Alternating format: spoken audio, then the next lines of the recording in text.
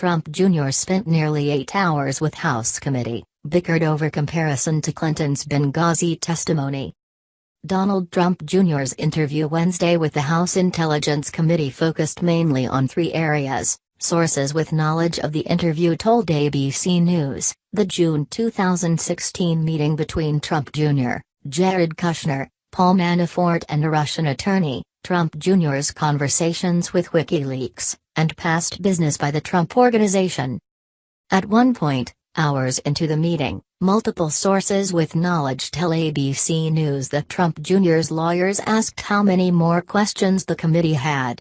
The sources said Representative Adam Schiff, Democrat California, said that former Secretary of State Hillary Clinton had sat for 11 hours when she was questioned by Representative Trey Gowdy, R-S.C., as part of the Benghazi investigation, and they were nowhere near that point.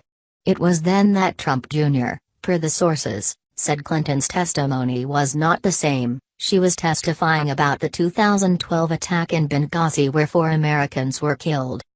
Trump Jr. declined to discuss details of a conversation he told investigators he had with his father after reports about the Trump Tower meeting emerged, citing attorney-client privilege, according to the top Democrat on the panel. The sources tell ABC News that the committee's questions focused on what information was exchanged during the June 2016 Trump Tower meeting in New York City, and the president's oldest son indicated the short gathering did not produce any information and ended quickly.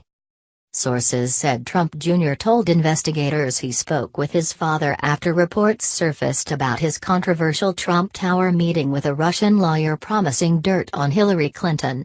He also told the committee he initially discussed a response with Hope Hicks, a top campaign aide now serving as White House Communications Director, according to a committee source.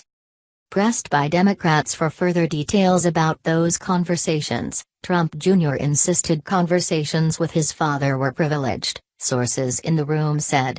They stuck to their position that they were not going to share any conversations that Donald Trump Jr. had with his father about the June 9 meeting, Representative Eric Swalwell, Democrat California, told CNN Wednesday.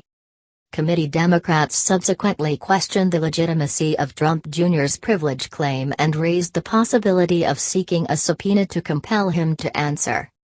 The only category of question that he declined to answer were, with respect to any discussion with his father about the June 9 meeting, after the emails had been disclosed publicly, Representative Adam Schiff, Democrat California, told ABC News' Pierre Thomas after the interview.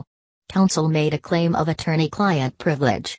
In my view, this is a central communication about a very pivotal meeting, and a conversation between father and son is not subject to the attorney-client privilege. So, we intend to persist and make sure we get answers to that question. It's unclear if Republicans who control the committee will join that push. Representative Mike Conaway, Republican Texas, one of the Republicans leading the probe, said the interview was professional and described Trump Jr. as cooperative at all times. The president's son was also asked about his communications with Wikileaks after the company reached out to him via Twitter towards the end of the campaign. Trump Jr., according to the sources familiar with his testimony, said his communications were limited to the messages exchanged via Twitter and went no further. A Republican source added Trump Jr. was asked about some Trump Organization business going back decades and at times based on old news reports about his father. The meeting, which lasted just under 8 hours, was the longest meeting the president's son has had before a congressional committee, compared to a previous meeting he had with the Senate Judiciary Committee for multiple hours in September.